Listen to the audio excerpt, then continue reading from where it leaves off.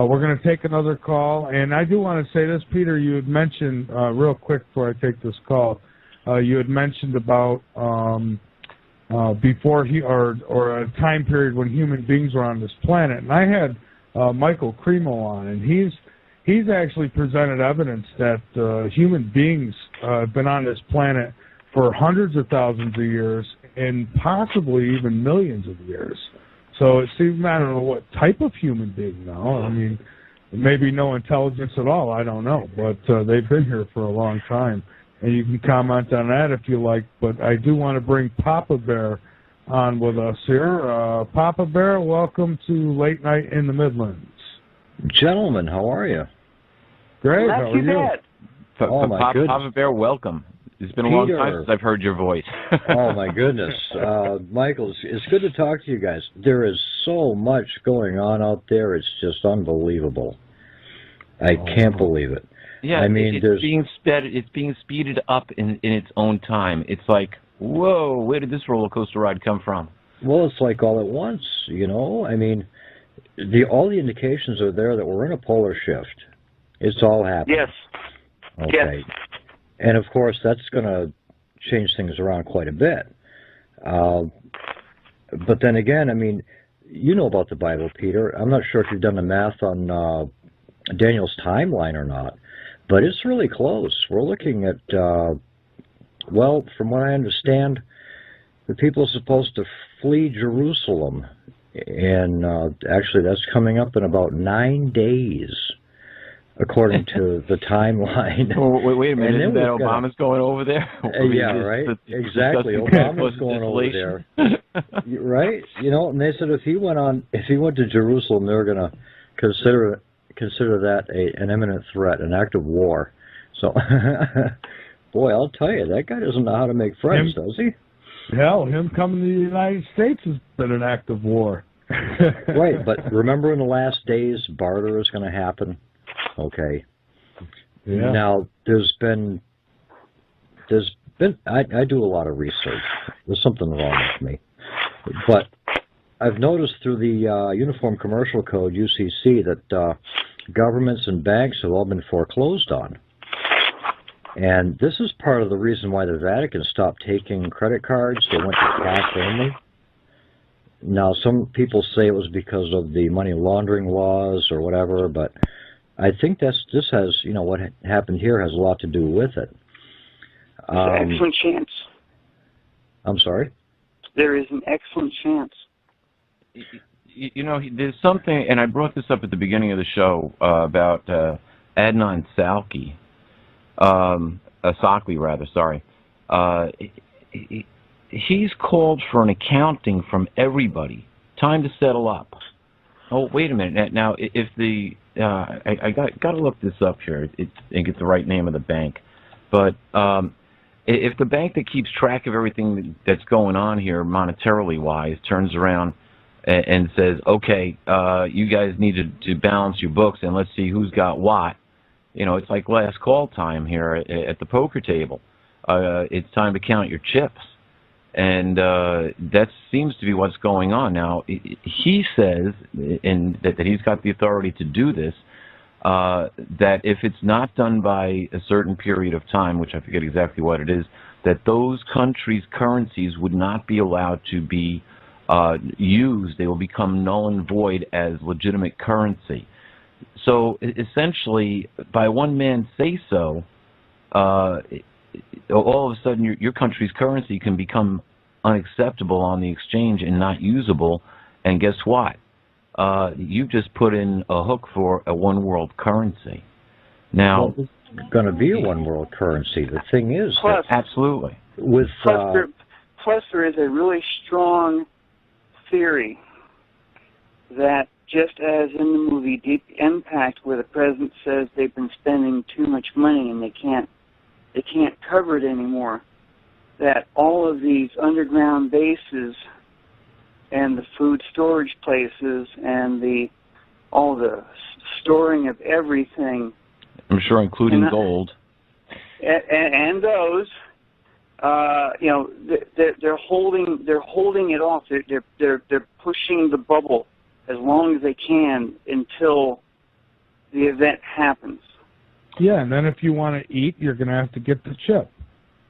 Well, it might go further than that, Michael. You know, here's the thing: if we get and there's no reason to say no, it's impossible, it'll never happen. No, wait a minute.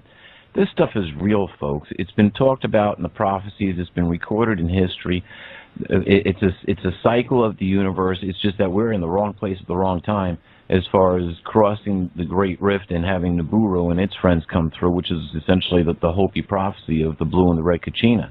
If Nibiru is the red Kachina, then it's very possible that Comet Ison, which we're going to see in November, is the blue Kachina. But here's the thing. You've got 80% of the population of the Earth, 80%, which live within 90 miles of the coast. Yes. And it doesn't matter which coast you're on. So guess what? If we don't say anything to the people, and we want to reduce the Earth's population anyway, here's a chance that 80% of the people are going to get caught at the coast somehow, and we can get most of them. Here is where the Georgia guide stones fall right into place. What's 80% of 7+ billion? What's that? 560 billion. I mean, come on. Is going to be a small amount left behind. That's okay, but it's only going to be the pure at heart, because I mean, if anybody knows anything about quantum energy, and it's that small amount of survivors. That is what the powers that be here in the United States are preparing to deal with. That's why I wish them well with that. Yeah, me too. Exactly, because when everything falls apart, you will not be able to go to your gun store to buy ammunition. Everything you have will be running out. That's why they're going to be the ones in charge. Exactly, and that's why the FEMA camps are there. Because they're going to have to deal with the survivors. Well, they're going to have to deal with a lot more than that, because, you see, essentially we get blasted back to the Stone Age, and it happens in an instant. Yeah. You know, it's not going to take very long for this to go on, and then it's going to be rebuilding after that. Now, what falls out from all of this? And I don't, you know, I'm not going to say that the waves that are coming in are going to be 7,000 feet high or 700 feet high or 70 feet high. There's going to be some movement there, no doubt, and I would put the idea in the neighborhood of somewhere probably around 200 feet. But still, a lot of people can go wherever they want to go with that number. But still, 200 feet, you still affect 80% of the world's population. Well, in one of the things that Mr. Sitchin said, if I remember it correctly, he said that when Nibiru does come through, kiss goodbye to 95% of the population on the planet. Yeah, I wouldn't be surprised, because by my own calculations over the years, I'd be glad if 5% made it through this. And that's, you know, it's going to come down to a lot of things. Papa Bear, you started to say something, which I want to know where you were going to go with this. And I apologize, I don't remember where you left off. Do you recall where you left off? Yeah, I was mentioning something about quantum energy. Yeah. Everybody gives off a quantum energy, and it all based around your thoughts. Okay. And it affects everything around you. Let me just interrupt for a second. This is important, because I'm going to make a point at the end of this. There's a lot of importance right here in what Papa Bear is saying. See, the whole universe is made of quantum energy. There's basically 3 different matters. You've got matter, antimatter, and dark matter. And that's what keeps it all afloat. It's no different than Kesh technology with anti-gravity. It's the same thing. It's quantum energy. And we all give that off with our brains, with our brain waves. And we do it with our, with our actions, with our thoughts. And we don't even know about it. I mean, it affects everything around us. It's really a phenomenon and a half. Also, the pineal gland, that's one to be cleansed, because if you can cleanse that, you can actually reach into your inner side, and you'll get messages from yourself you never even knew that were there. I would tend to agree with that. Now, here's an interesting thing. Everything works on vibrations. When you get down right to the atomic structure and subatomic structure, and you get into string theory, it's all vibrating energy, which essentially means everything's vibrating at a specific set speed. Depending on what that set speed is, we get all the molecules that make us up. But where do those little vibrations come from? Well, you see, it goes right back to the creator of all things, and that's where you have to bring in a supreme being. And it all works on vibrations. You know, good vibrations. That's where it comes down to. Now, here's an interesting thing. When you go to Malachi, the 4th chapter, and you read the 1st and 2nd verse, and this is interesting in comparison with what's going on now, it says that the day will burn like the furnace, and all of those presumptuous ones and wicked ones are going to become as chaff, and they're going to be burned up, and it will not leave them neither root nor bough. And it says, but to those who are in fear of my name, the Son of righteousness, and it's S-U-N of righteousness, will bring healing in its wings. The sun with wings. Interesting. Could this be Planet X? Could be. Well, the sun isn't really heat. It's all magnetic energy. Yeah. And that's where it all comes from. So it's not really hot at all. How come every time God wants to heal us, we've got to go through some shit? Well, because look at the world around us. I mean, how do you turn around and get the bankers to come clean? How do you get the governments to come clean? How do you get the church to come clean? How do you get all of business to come clean?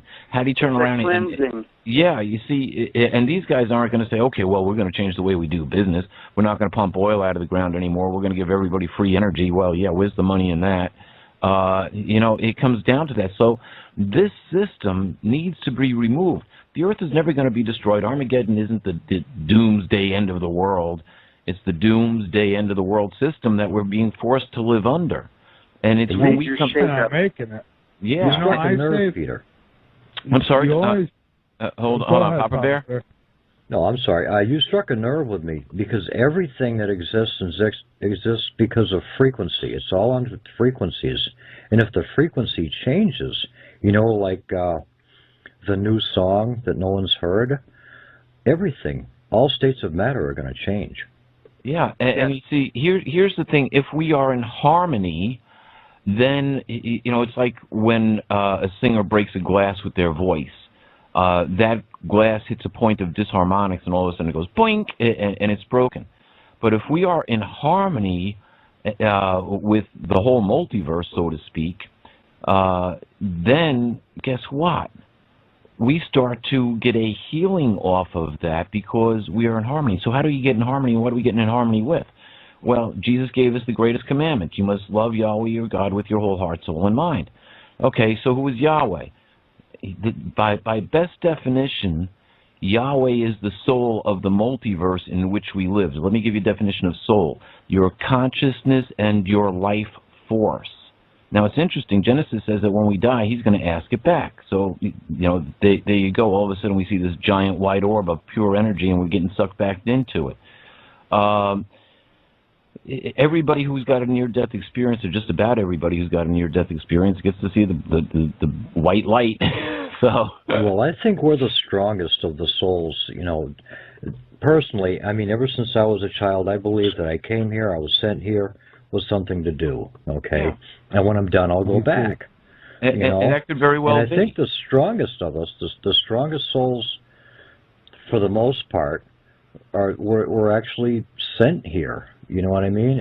Or we asked to be here, just specifically for this event. You know, Papa Bear, I've got to go back to when my mother was like 12 or 14 years old to an event that happened in her life, which made my life possible. You know, and that event had nothing to do with my father. You know, another way of looking at this could also be this, is that a lot of the people on this planet are ready to step into the next zone, and the ones that haven't won't. Well, you see, that's kind of negative, but that's what we've kind of come up with. And that's where the second part of this, of what Jesus said, comes into play. Not only are we supposed to have love toward Yahweh or build that personal relationship. So how do you do that? Well, you got to learn more about what it's all about, but it's based on love. But Jesus said we must love our neighbors as we do ourselves. That doesn't mean getting ready to put a bullet in your neighbor's head because he's hungry. And your enemies. Yeah, he said if you love the people who aren't your enemy, if you do something and you're persecuted for it, then be happy because you were found worthy. And he said, what is it to love your neighbor and not love your enemy or hate your enemy? But isn't it a greater thing to love your enemies too? You know, what am I going to do if there's a whole militia walking down my street with rocket launchers and whatever else they got standing behind them? I'm going to turn around and I'm going to stand there in the middle of the street and say, "You can have my gun when you peel my gold dead fingers off of it," and start shooting? What are you, nuts? That's sick. You know, you almost understand me. I see all the talk about gun laws, you know, and everybody wants to repeal them, this, that, and the other. And I'm probably one of the guys out there on Facebook that's saying, hey, we've got a Second Amendment right, not to mention the Militia Act of 1903, you know. But the only gun I have is so old it doesn't even have a safety. And those are the people that the powers that be are going to have to deal with when the stuff does happen, when everything calms down and the dust settles. They're going to have to reassert authority. That all depends. That all depends on the timing of this, because you see, these events point to it essentially points directly to Revelation, the 19th chapter. And now you've got another extraterrestrial or alien event that's going on. It says the King of Kings and Lord of Lords is coming back with the armies of the heavens, or the armies of the multiverse. And when you go by the numbers that are laid out in Revelation, it's 2 to 1, but not only that, the immortals are right with them. So you're dealing with powers that it's like I said to a guest who was a channeler for the Galactic Federation of Light, and she totally agreed. I said, every knee will bend before the immortals, both human and alien, or they will be held to pay. Yeah, absolutely. Love the sinner, hate the sin. That's all you can do. You know, that's it. Wouldn't it be great? And you know, I would have to go back and look for it, because it's not really a direct part of prophecy, but it does say that the nations are given the chance to sue for peace.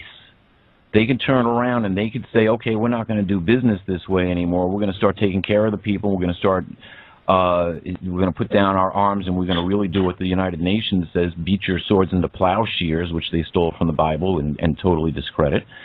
Yeah. But, you know, here's a point where if the nations wanted to, they could turn around and stop the military spending, put that money into land reclamation, and start doing things for the people. The companies can turn around and say, yep, we made plenty of profits, we had a good run, it's time for free energy. But to get to this point, these guys aren't going to want to give up their bonuses and their multi-million-dollar salaries. And they're the ones that are calling the shots. So what do you have to do?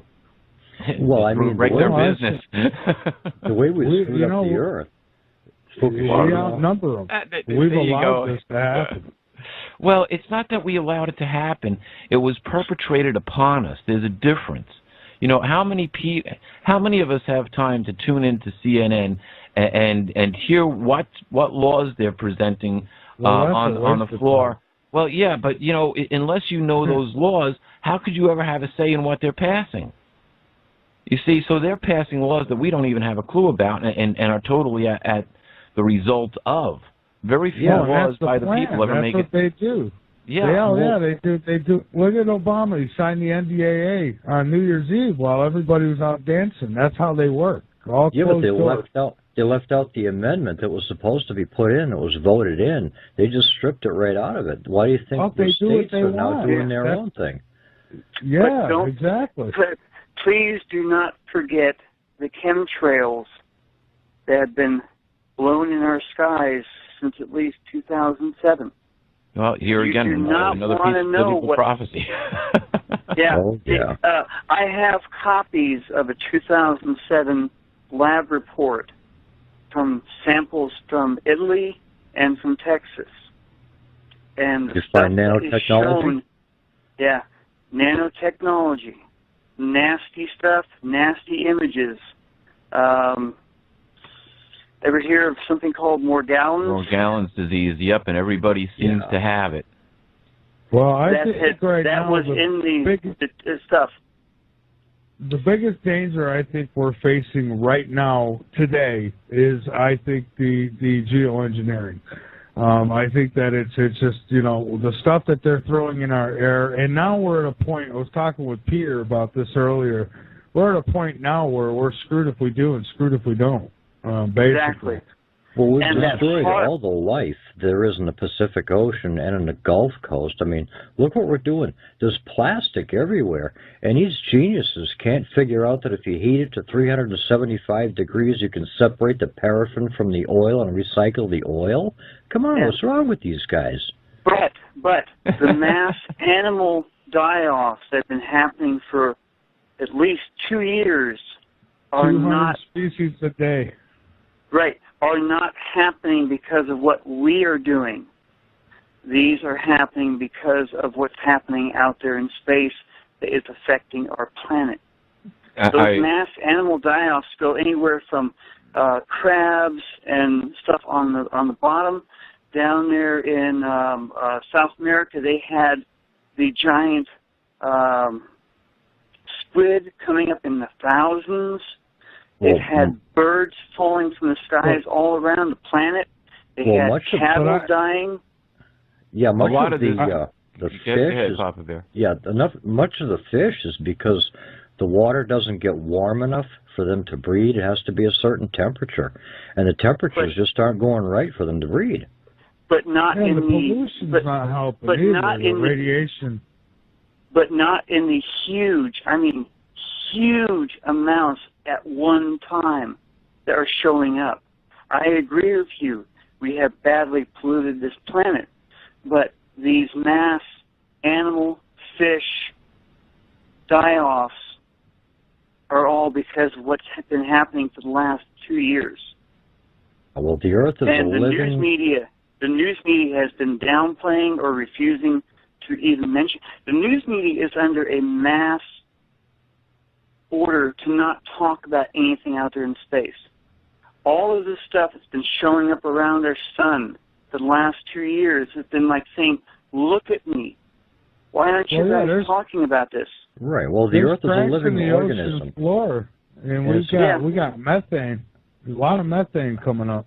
Oh, yeah. Well, the Earth is about ready to shed its parasites, and that's the people. Yeah. Yeah. And there have been seen recently, a lot of people have been finally looking at the SOHO images and the stereo behind images.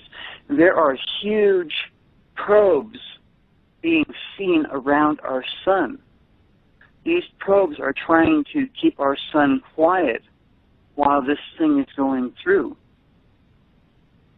That's an interesting observation, and I've actually, one of my Facebook friends up out of Canada who sometimes listens to the show, he was right on top of this. He started posting things on my Facebook page, and what you see are these little... I'll have to go to your page tonight. I wish you the best finding it. I've got a very active page. It's interesting that I get over 150 comments or different replies throughout the day from different people on stuff that gets posted onto my page. It's almost impossible to keep up with it anymore. And there's a tremendous amount of good information there. There really is. So, and it's not just stuff that I post, it's stuff that other people post. And this one friend of mine posted this stuff. You look at the sun, and this is right from, I guess, one of the, I'm not sure which satellite it was actually from, but it was essentially the infrared image of the sun. And so you can see all of the ejecta that's coming off of the sun in the coronas that are being poured off. And all of a sudden you see this little thing that's traveling through this stuff. It's making a way, kind of like a boat does. And you see it go up to the sun, and then it looks like it takes a little bite, and then goes away with this little... No, there's more dangers. And I go on the record as saying, for me, I think geoengineering is the most dangerous threat that we face right now. And I know I think there's many reasons for the chemtrails. Some say, well, they're doing it to hide Nibiru or anything that's in space going on. And that could be some of it, but I think that's a very small equation to why they're geoengineering. I think my guest the other night made great sense when he says it's something that they started doing, it's gotten out of hand, and now they can't stop. And now he even says that storms like Sandy, yes, HARP was used, but they were actually using HARP to try to slow the storm down and try to weaken it because of the damage they've caused. They don't want people to catch on. So you can look at it many ways. The fact of the matter is our skies are being sprayed for many reasons, whether it's land grabs, control of the food, depopulation, you name it. No matter what the reason is, it's damaging a lot on this planet. And, then there's that. Then you've got, of course, the sinkholes and the cracks in the ocean floor with the methane gas pouring out. And then you've got, I'll think about all these nuclear facilities we have, these power plants around the globe. Imagine if the power goes out. And, let's face it, eventually it's going to happen. But anyways, with me here, I have Peter Kling. We've got callers Bob from California and Papa Bear. And if you want to get in on the conversation, there's still some time for you. 347-989-1012. Press 1 so we know you want on. And you can call in using Skype, the website, www.latenightinthemidlands.com. And Peter Kling, Michael, Papa Bear, and Bob, you're back. Yes, Peter. You make a good point. We're facing all this stuff at the same time. It's like, wait a minute. It's like disaster du jour. Which one would you like today?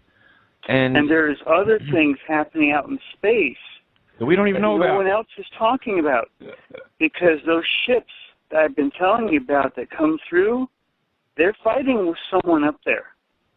We posted one of the images on the thing on your website showing one of the ships opening fire on something.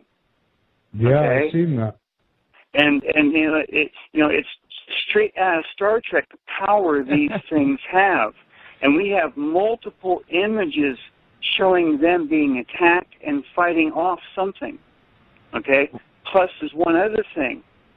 A lot of people probably have seen this thing very close to our sun that's about the size of Jupiter. Okay? Every once in a while, a CME will blow over it, and you can see the outline of it. That's what I've been looking at Newmeyer Station. Yes. Go ahead. That thing has been imaged since 1998. Once then, once in 2005, the third time in 2008, and recently a CME went around it, and you could see it sucking off the sun. Okay? This thing is huge. This thing has come in, raced around our sun without affecting the planets in our system. The SOHO images have caught it numerous times. We have at least 4 images showing, and we enlarged one of them to show exactly what it was. So there's someone else out there playing around. Well, I'm going to ask you a favor. Could you post those images on my Facebook page? If we're not friends yet, send a friend request, and after the show, if you're able to do it after the show, great. I will post the images. My wife has already put her email up on the talk show part. If you can send your Facebook page to that email, then we will jump on it tonight, and we'll also share them with the radio station. We've been following the emails from the station for quite some time now. I'll have to make a copy and get it to you. Yeah. This is what's happening with this planet. There are undersea bases. There are underground bases. Eisenhower knew this way back when. He was threatened, supposedly, with a treaty that they wouldn't invade us, but they would let us have some advanced technology. In return, they started the abductions and the cattle mutations. If that is real, that's something else. Now, Yeah, I've heard that from other people. You can understand how somebody who doesn't look into this stuff as deep as, say, we might, would listen to this and say, these guys are crazy. I mean, you can understand how people take it that way. There are underground highways that go clean across the U.S. Someone said they drive truck clean up to Lewiston, Maine, which isn't too far from me. I haven't seen when they come out or they go in, but I really haven't looked too hard. In the 60s, there were seeding storms. They did that with airplanes, and that dissipated the storm so it would do less damage. A heart only makes it worse. I mean, it just gets worse all the time. But it was proven that seeding the storms would help them rain out faster and they do less damage when they hit the shore. So what they're doing, believe me, they're not seeding storms anymore. No. They've been preparing us, and supposedly, if any of this information is correct, we have aliens that are not on our side, and we have aliens that are on our side. And the ones that are on our side started doing a mass flyover right after Sitchin's death, October 10th, October 17th, back in 2010. Yeah, but we've had that technology for years. I mean, Iran has it now. You go to YouTube and just search UFO chases Iranian missile. It's not chasing it, it's tracking it to see what its distance is. That's Iranian technology. I have the blueprints here. I have the plans. Yeah. And there was a recent video from Japan, I couldn't find out where a huge UFO was being spotted, and the Japanese fired a huge missile at it, and the missile got about so close and just disappeared. Okay? And we still have copies of that video because we watched the YouTube stuff really well. We have our own secret space program, believe it or not. Oh, I know we do. Oh, yeah, absolutely we do. But now these are the bad ones. These are the bad ones who are coming through on these big ships, right? So I would ask, if they could do that and we can't really defend ourselves against them, either God should intervene or maybe he should send some help, maybe some supermen. Someone or something is intervening because these ships are coming out of warp, subspace, whatever you want to call it. The images are very clear. Every once in a while, one of the two SOHO satellites is pointing in the exact right direction, and there's a huge, tremendous flash, and the thing comes flying out of it. And we have images that go up the yin-yang on these things, and they're not hoaxed. They're not photoshopped. So these ships are real. They're either coming directly here to the Earth, or they're going to their bases that used to be on Mars, which still exist. I think there is bases, on Mars and the Moon, and I think that they're probably even populated in some areas. Well, look at Revelation. If you look at what Revelation, the 12th chapter says, it's interesting. It says that war breaks out in heaven, and that the great dragon battled with Michael and his angels, and Michael and his angels battled with the great dragon, but the dragon did not prevail. And so down to the earth it was thrown, and it dragged the third of the stars with them. Now, this is a battle that takes place exactly where we're not told. If it's in this dimension, maybe it is. If it's not, maybe it's in another dimension. But something happens, and this extraterrestrial war, which is recorded here, breaks out, and the satanic forces are thrown down to the earth. And it says, woe for the earth, because the devil has been cast down to you with great anger, knowing he's got a short amount of time. So they're in retreat. So guess what? Yeah, they're here. And then you go to the 19th chapter, and this is where it says the King of Kings is coming with the armies of the multiverse. Now, let's go back almost 2,000 years ago when Jesus was ready to be impaled, and Pilate said, is your kingdom part of this world? And Jesus said, if my kingdom were part of this world, they would have, my followers would have defended me that I would not be offered up. And he said, my kingdom is no part of this world. But guess what? Evidently, this Earth, this planet, is now part of this life form that we know as Jesus, it's in his kingdom, and it's in violation, and there's a war going on, and yeah, that's why we are seeing these things. And people just like, oh, yeah, UFOs, whatever. No, you know what? This is exactly what it says. Now, it's interesting. There's a scripture which says that there are 4 angels which are holding back the winds of the earth. Exactly who's in command of these 4 creatures, these 4 life forms, these 4 extraterrestrials, we're not told. We're told that they're holding back the destruction. Once they release these winds, it's like we get hit from every side, so to speak. So there's a whole record throughout the biblical, right in our very creation, there's a whole record of alien involvement or extraterrestrial involvement within the human race right into our future. And the church has done its best since they put the Bible canon together and realized what it contained. They did its best to keep it subdued, and then in the last 100 years start to scoff at it. And we've had more people turn around and say, oh, the Bible's been changed so many times. Well, why does it still carry the same E.T. story all the way through it from Genesis to Revelation? Exactly. Come on, guys, wake up. You know, it's the whole story, and it can all be verified historically. Why certain prophecies are given at certain junctures? Well, that's part of what we have to find out, because those prophecies still apply today. No, I'm glad you mentioned that. You mentioned Enoch earlier. Oh, fantastic book! That'll blow your mind. Well, I'm saying not Enoch. What was that one prophet you told me about that you mentioned earlier? I forgot now. Was it Malachi? Not Malachi. Malachi's the one with the sun with the wings. Let's see. There was one prophet that talks about the 200 with the human females and stuff. I can't remember his name right now.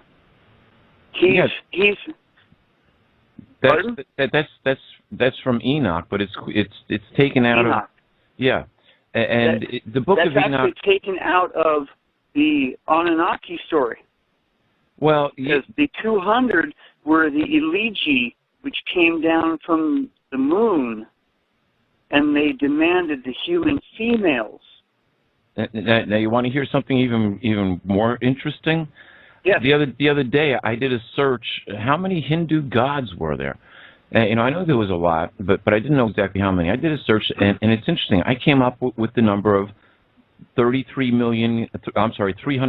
million gods there are in the Hindu religion. And I'm thinking 330 million. I was like, whoa, isn't that interesting? Because when you run the numbers from Revelation, it talks about myriads of angels that are on the loyalist side, and that number can calculate out to 200 million. And if the demonic forces number 100 million, doesn't that come out to 300 million? Yeah, close enough. Mm-hmm. So here you have the Hindu religion named them all. and then there's the watchers in the sky who are watching us. Which I may believe I had a personal visit from. Some blue orb appeared right between me and the flying deer and stopped it from coming through the windshield of my car, and I was traveling over 60 miles an hour.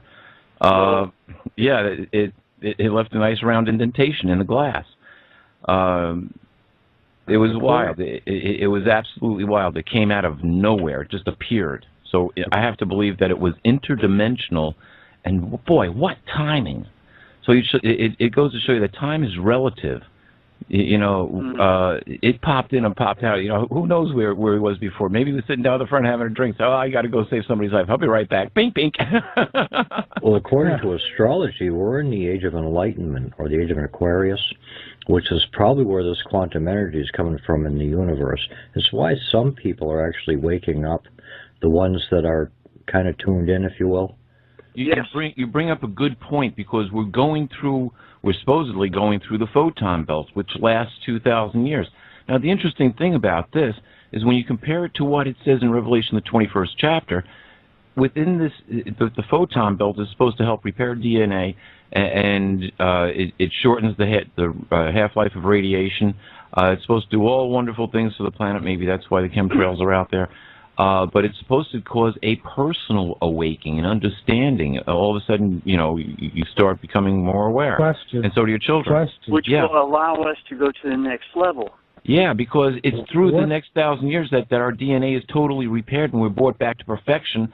And then, as it says in Revelation, the 21st chapter, we're brought together with the energy of the multiverse. DNA is changing now.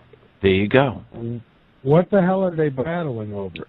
Is it us or amongst themselves? Good No, question. it's over us. It's over our future. This is they can't have me. This is the satanic seed versus the woman seed, which is all coming down to a battle now. And it's the woman seed which will, you've got the story of Gaia. Okay, well, there might be a correlation. But you see, it's understanding the organization of it, that there's actually a multi-dimensional organization. You're actually going contrary to the vibrations which the dynamic energy of this multiverse is giving off. It's already foreseen what it wants, and it's going to have it regardless of what the situation is. And so the harder you resist, the more pain you endure. So stop resisting, love everybody, and let's get over this thing. Exactly. Right. And Michael, it was mentioned. Oh, go ahead, Pop. I'm sorry. I just wanted to say thank you for okay. allowing me into the conversation this evening. It was delightful. I wouldn't have missed this for the world. Well, we enjoyed your comments. I'm just glad that you guys allowed me to come into this conversation. Yeah, Bill, you've got some excellent information. I would encourage you to turn around and get a copy of my book, Letters to Earth, You Can Survive Armageddon. I didn't write this to turn around and be an author in this last days movement, if you want to call it that. I did the research for myself, just because I needed to have, I lived in a duality, essentially, between science and the Bible, and until I turned around and started saying, aha, that's how this fits to that, and it took a 35-year process to do that. And then somebody said, you need to write a book. So I did. But you'll find it interesting because I looked for the answers for myself. I needed to know where we came from, how we got here, what our purpose is, and what kind of future are we going to have. What was the whole purpose for creating the children of God? Let us create man in our image. What changed here? Folks, you're going to have to tune in on Friday. I'm actually going to be back, I think, on Friday. Is that right, Michael? Yes, absolutely. You are going to be back. Fantastic. And we're going to actually have a treat for you on Friday. That there may be a new weekly show coming to late night in the Midlands. We haven't quite figured that out yet.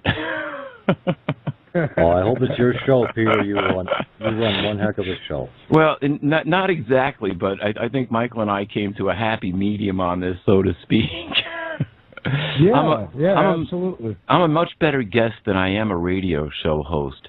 And Michael's a much better radio show host than he is a guest, so it works out nicely. We're going to actually co-host a show together. We just have to, put it together. I've got a great name for it. I don't know if Michael likes it or not, but you'll hear more about this on Friday. So join us on Friday night, and bring your questions and make your comments. I mean, Bill, you've made Bob, you made some great comments tonight. And had some fantastic information, and it's this type of personal research that not everybody has the time to do.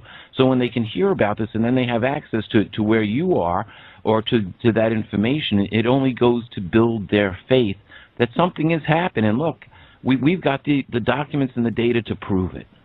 Yeah. So bravo to you. And Papa Bear, great questions again. If you're looking for a bland personality to join in, just give me a call, okay? I mean, I'd be more than happy. Well, you know what? Listen in with us and call anytime you like, and you don't even have to agree. That's we will be listening also.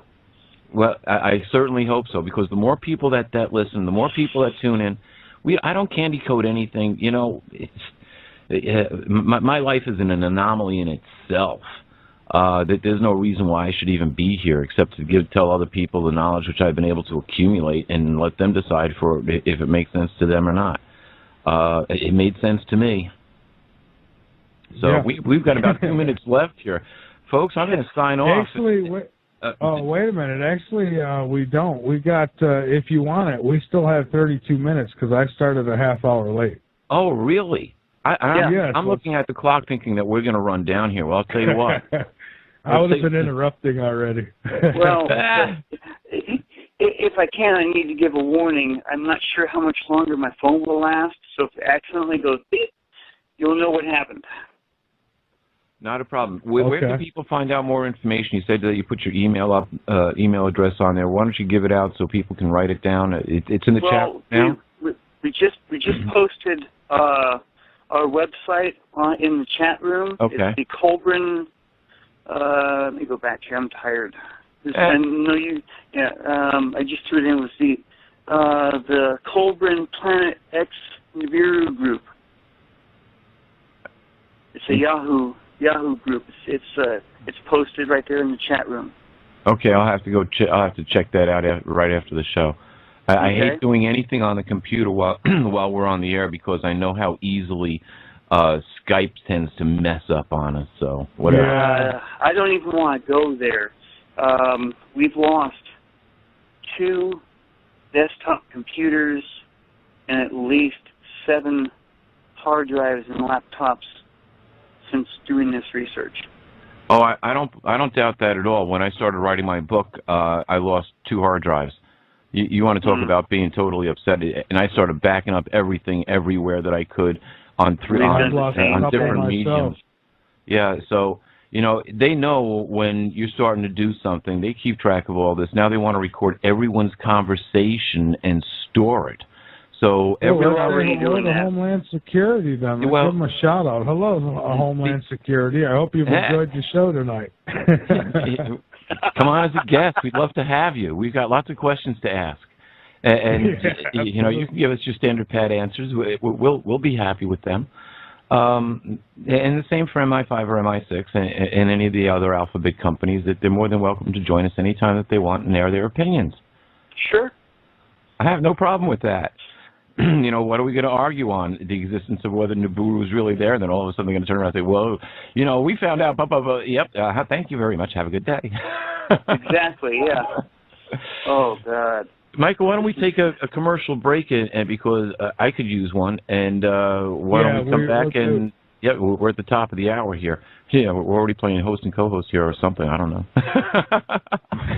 All right, Peter, hang on with us. And Bob, if your phone lasts, we'll bring. We've got a show that comes out of China, 10 a.m. Eastern time that starts. Then we've got the Hurricane Hour. We've got the Jose Collazo show. We've got Paranormal Perception. We've got Mysterious Realms. So check out the radio schedule over on LateNightInTheMidlands.com. It's a tab up at the top of the website. Just click that tab, and you can see the different times and dates of the shows that we present to you here on the L&M Radio Network. And please get over to LateNightInTheMidlands.com. Become a member. Be informed. Spread our material around these shows. Go ahead and spread them wherever you like. We want to get the word out no matter what it is we're talking about. So thank you for your support. And let's get back to it here with Peter. I got to find you, Peter. We've got so many on the phone lines here tonight listening. Peter Kling, we are back. And Bob, I'm going to give you a chance to finish up here. You've got about 5 minutes, I guess, and I want to give you at least that to finish up with whatever it is you want to say. Okay, sure. Right. Am I going first, or is Peter going first? No, go ahead, Bob. I enjoy the information. I love when people come up with information that supports the exact things which we've been saying for quite some time, and you add a different dimension by bringing in what's actually being recorded in these other civilizations, especially the Egyptian civilization, because everything is so covered up there, and the Egyptians had a reputation of chiseling away what they didn't like. Once it was chiseled in stone, and all of a sudden they didn't fare well on it, or they came across somebody they didn't. They just wouldn't record it, chisel over it. And that was exactly what they did with the Hyksos. They tried to remove all of the history, but they left some things behind. And that guy, Simca Jakubowicz, he actually sent me into that direction years ago with his Exodus Decoded. So I had never heard of those people. Okay? Akhmos I reunited Upper and Lower Egypt starting the 18th Egyptian dynasty.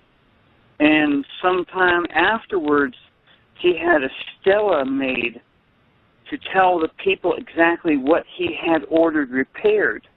It's now called the Tempest Stela of Ahmose I on the internet. It goes into fairly decent detail. You know, this had to be repaired, that was flooded out, and oh, by the way, the pyramids collapsed. This is all in Egyptian hieroglyphics. Interesting. Okay? So it's all been there. All this stuff has been up, but no one talks about it. Yeah, so you have this information is very, very controlled. So, yes. you know, if we had enough time, I'd talk about all of the Robert Schoch / Dr. Hari Zawas situation, where Schoch said, "Hey, there's a cavern down there," and for years, Zawas would say, "No, there's not. No, there's not." Yep. Until they said, "Oh, we found the tomb of Osiris, but nothing was in there. Yeah. It was looted." Wait a minute, isn't this where Edgar Casey said we'd find all that information? And I know for a fact it was taken. Well, I can't say I know for a fact. I've got an interesting personal encounter with somebody who was digging over there, and interesting information was relayed that they did indeed take stuff out of that tomb and that it was smuggled away in the wake of 6 deaths. Let me try and go into a little bit. Okay, Ippur, like I said, was a highly trained Egyptian scribe. Ahmose I, after the Exodus, demanded to know how the god of the slaves, his magic was more powerful than all of Egypt's magic. So he demanded to have all of the information on this god brought forward and archived. This is why you have all those old Sumerian tablets still. Okay? Afterwards, Ippur's reports were split up. Part went into other areas which became part of the Kolbrin, Kolbrin. There are a huge amount of ancient texts in there that talk about the destroyer coming back time and time again. The destroyer is one of the many names that Nibiru has been called over the centuries. In Ippur's work, he mentions that a tremendous flood came into Egypt and had everything flooded. Robert Schoch mentioned years ago that there was water damage all around the Sphinx. Absolutely. We've been trying to get him to at least answer, you know, was this part of that, but we haven't gotten anything back from him. Because there are actually 2 parts of Ippur's works. A huge amount went into what became the Kolbrin Bible. Just the Kolbrin, to keep it simple. The other one was one scroll that was found, I think back in the 1800s, where in his same text and talking, he talks about how everything was severely flooded. And in both parts, the part in the Kolbrin and the part in the scroll, he mentions that the fire on high, which is Nibiru, followed the evildoers and slaves out of Egypt. And that's where it happened. That's where several days later the Pharaoh was killed, battling the tail end of not only the evils and slaves, but a huge amount of Egyptians that went with them. Okay? I will send you a copy of the Kolbrin version, and you can easily pick up the Ippur version on the internet.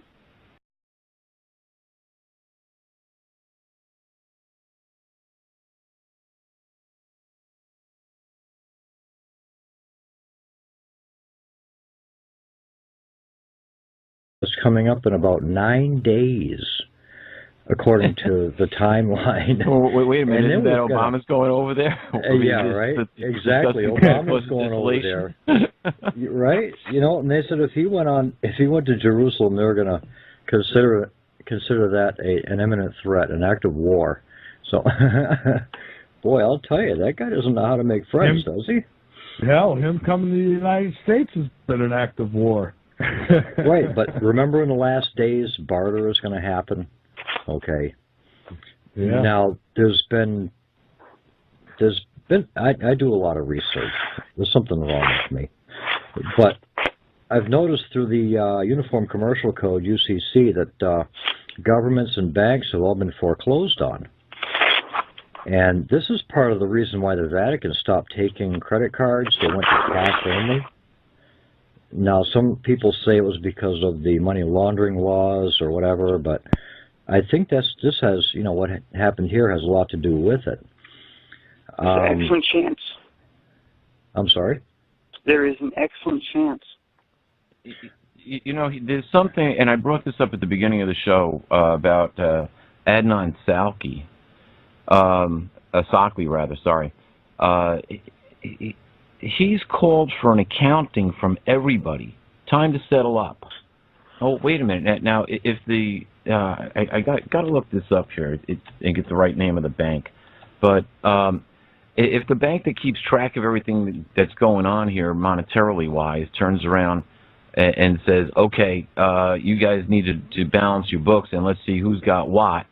It's like last call time here. It's the wrong time as far as crossing the Great Rift and having Nibiru and its friends come through, which is essentially the Hopi prophecy of the blue and the red Kachina. If Nibiru is the red Kachina, then it's very possible that Comet Ison, which we're going to see in November, is the blue Kachina. But here's the thing. You've got 80% of the population of the Earth, 80%, which live within 90 miles of the coast. Yes. And it doesn't matter which coast you're on. So guess what? If we don't say anything to the people, and we want to reduce the Earth's population anyway, here's a chance that 80% of the people are going to get caught at the coast somehow, and we can get most of them. Here is where the Georgia guidestones fall right into place. What's 80% of 7+ billion? What's that, 300 and 560 billion? I mean, come on, it's going to be a small amount left behind. That's okay, but it's only going to be the pure at heart because, if anybody knows anything about quantum energy. And it's that small amount of survivors, that is what the powers that be here in the United States are preparing to deal with. That's why... I wish them well with that. Yeah, me too. Exactly. Because when everything falls apart, you will not be able to go to your gun store to buy ammunition. Everything you have will be running out. That's why they're going to be the ones in charge. Exactly. And that's why the FEMA camps are there. Because they're going to have to deal with the survivors.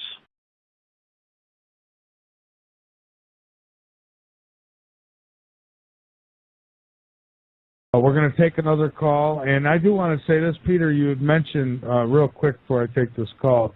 You had mentioned about before or a time period when human beings were on this planet, and I had Michael Cremo on, and he's actually presented evidence that human beings have been on this planet for hundreds of thousands of years and possibly even millions of years. So it seems, I don't know what type of human being now. Maybe no intelligence at all, I don't know. But they've been here for a long time. And you can comment on that if you like. But I do want to bring Papa Bear on with us here. Papa Bear, welcome to Late Night in the Midlands. Gentlemen, how are you? Great, how are you? Oh, my goodness. Papa Bear, welcome.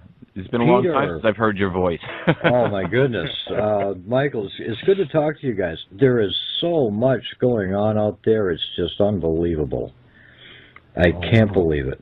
Yeah, it's being speeded up in its own time. It's like, whoa, where did this roller coaster ride come from? Well, it's like all at once, all the indications are there that we're in a polar shift. It's all happening. Yes. Okay. Yes. And, of course, that's going to change things around quite a bit. But then again, I mean, you know about the Bible, Peter. I'm not sure if you've done the math on Daniel's timeline or not, but it's really close. We're looking at, well, from what I understand, the people are supposed to flee Jerusalem, and actually that's... Well, they're going to have to deal with a lot more than that, because, you see, essentially we get blasted back to the Stone Age, and it happens in an instant. Yeah. You know, it's not going to take very long for this to go on, and then it's going to be rebuilding after that. Now, what falls out from all of this? And I don't, you know, I'm not going to say that the waves that are coming in are going to be 7,000 feet high or 700 feet high or 70 feet high. There's going to be some movement there, no doubt, and I would put the idea in the neighborhood of somewhere probably around 200 feet. But still, a lot of people can go wherever they want to go with that number. But still, 200 feet, you still affect 80% of the world's population. Well, in one of the things that Mr. Sitchin said, if I remember it correctly, he said that when Nibiru does come through, kiss goodbye to 95% of the population on the planet. Yeah, I wouldn't be surprised, because by my own calculations over the years, I'd be glad if 5% made it through this. And that's, you know, it's going to come down to a lot of things. Papa Bear, you started to say something, which I want to know where you were going to go with this. And I apologize, I don't remember where you left off. Do you recall where you left off? Yeah, I was mentioning something about quantum energy. Yeah. Everybody gives off a quantum energy, and it all based around your thoughts. Okay. And it affects everything around you. Let me just interrupt for a second. This is important, because I'm going to make a point at the end of this. There's a lot of importance right here in what Papa Bear is saying. See, the whole universe is made of quantum energy. There's basically three different matters. You've got matter, antimatter, and dark matter. And that's what keeps it all afloat. At the poker table, it's time to count your chips. And that seems to be what's going on. Now, he says, and that he's got the authority to do this, that if it's not done by a certain period of time, which I forget exactly what it is, that those countries' currencies would not be allowed to be used. They will become null and void as legitimate currency. So, essentially, by one man's say-so, all of a sudden your country's currency can become unacceptable on the exchange and not usable, and guess what? You've just put in a hook for a one world currency. Now, well, it's going to be a one world currency. The thing is, absolutely. With plus there is a really strong theory that, just as in the movie Deep Impact, where the president says they've been spending too much money and they can't cover it anymore, that all of these underground bases and the food storage places and all the storing of everything, I'm sure including gold, and those, you know, they're holding it off. They're pushing the bubble as long as they can until the event happens. Yeah, and then if you want to eat, you're going to have to get the chip. Well, he might go further than that, Michael. You know, here's the thing. If we get and there's no reason to say, no, it's impossible, it'll never happen. No, wait a minute. This stuff is real, folks. It's been talked about in the prophecies. It's been recorded in history. It's a cycle of the universe. It's just that we're in the wrong place.